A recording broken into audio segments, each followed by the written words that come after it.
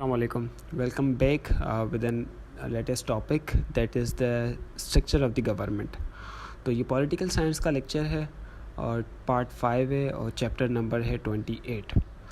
तो इसमें हम डिस्कस करेंगे the separation of the power, जो कि मॉन्टेस्को ने एक थ्योरी दी थी सेपरेशन ऑफ पावर के लिए, उसको हम डिस्कस करेंगे.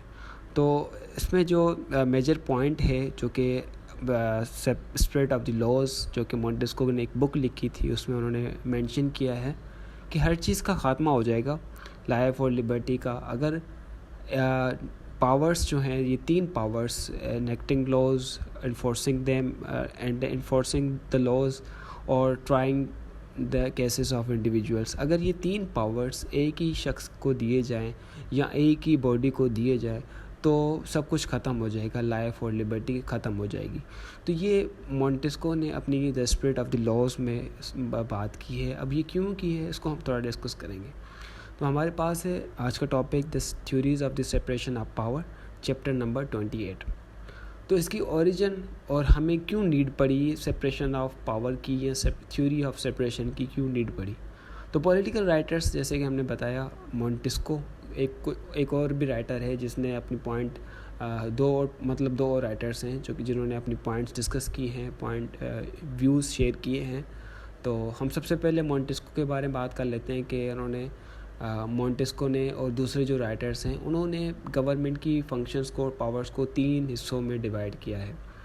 सबसे पहले लॉ मेकिंग, जिसको हम लेजिस्लेटिव पावर भी कहते हैं, देन लॉ इन्फोर्सिंग, जिसको हम एग्जीक्यूटिव पावर भी कहते हैं, फिर इसके बाद लॉ एजुकेटिंग, जिसको हम जुडिशल पावर कहते हैं. अब मॉन्टेस्को जो था वो एक सेलिब्रेटेड फ्रेंच थिंकर था, 18th सेंचुरी का फर्स्ट राइटर था जिसने जो है 3 डिविजन्स की गवर्नमेंट की, सेपरेशन ऑफ पावर की, ठीक है, इंडिविजुअल की लिबर्टी को प्रोटेक्ट करने के लिए. तो इसने जो अपनी थॉट जो थी वो फार्मुलेट की सेपरेशन ऑफ पावर्स की डॉक्ट्राइन में, ठीक है, उसकी शक्ल में. तो इसने अपनी बुक्स में भी लिखा है, इसने अपनी बुक लिखी थी जो कि 1748 में, the spirit of the laws. उस बुक में इन्होंने सारी चीज़ें मेंशन की हैं. अब मॉन्टेस्को क्या कहते हैं, in every government there are 3 source of powers. 3 source of powers होती है, लेजिस्लेटिव, एग्जीक्यूटिव एंड जुडिशल. तो अब ये क्या कहते हैं, इन्होंने कुछ पॉइंट्स डिस्कस किए हैं. वो कहते हैं कि हर एक हुकूमत में 3 किस्म के इख्तियारात होते हैं, कानून साजी के, इंतज़ामिया के और अदालत के. फ़र्द की आज़ादी के लिए ज़रूरी है कि ना तो ये सब इख्तियारात और ना ही उनमें से कोई 2 इख्तियारात एक ही शख्स या एक ही जमात के हाथों में. कहते हैं कि the liberty of the individuals requires that neither all these power nor any 2 of them should be placed in the hands of one man or one body of man. ठीक है. सेकंड में ये कहते हैं कि अगर कानून साजी, ठीक है, कहते हैं when the legislative and executive powers are united in the same person or body of persons, there can be no liberty, because appearances may arise that the king, who is also the lawmaker, might make and enforce the laws in a tyrannical manner.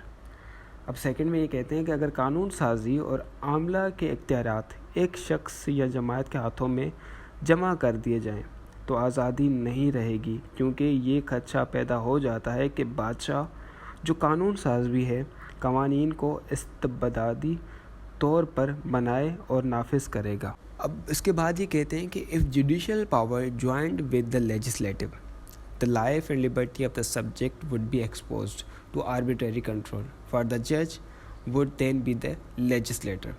अब क्या कहते हैं, अगर अदल व इंसाफ के इख्तियारात को कानून साजी के इख्तियारात से मिलाया गया तो राया की जान और आज़ादी बेउसूल और मनमानी तसल्लुत में आ जाएगी, क्योंकि ऐसी सूरत में जज कानून साज भी होगा. कहते हैं कि where the judicial power join to the executive power, the जज might behave with violence and operation.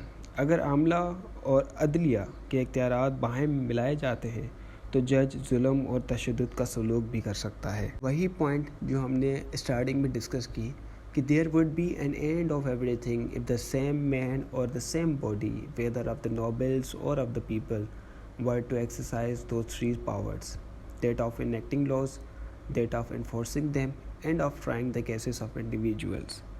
کہہ رہے ہیں کہ لیکن اگر ایک ہی شخص یا جماعت کو، خواہ وہ جمہوری ہو یا اشرف کی جماعت ہو، یہ تینوں قسم کے اختیارات یعنی قانون بنانے، نافذ کرنے اور انصاف کرنے کے اختیارات دیے جائیں تو سب کچھ ختم ہو جائے گا، یعنی افراد کی نہ آزادی محفوظ رہے گی نہ زندگی۔ اب ان پر زور الفاظ میں مونٹسکو نے آزادی کے تحفظ کے لیے نظریہ تقسیم اختیارات پیش کیا۔ بعد از کئی انگریزی اور امریکی اہل قلم نے اس کی تقلید کی، جیسے کہ ماہر قانون بلیک اسٹون کیا کہتے ہیں؟ where the rights of making and enforcing the law is vested in the same man or one and the same body of men, there can be no public liberty۔ کہتے ہیں جب کبھی قانون بنانے اور نافذ کرنے کا حق ایک ہی آدمی یا ادارے کو تقویض کیا جاتا ہے تو عوام کی آزادی مینس کہ پبلک لبرٹی ختم ہو جاتی ہے۔ ہیملٹن کیا کہتے ہیں؟ accumulation of all powers, legislative, executive and judicial, in the same hands, whether of one or a few or many, may justly be pronounced the very definitions of tyranny۔ Hamilton کے بقول امریکی مقننہ عملہ اور عدلیہ کے اختیارات ایک ہی ہاتھ میں مرکوز ہو جائیں تو صحیح معنوں میں ایک ہی جابرانہ حکومت قائم ہو جاتی ہے۔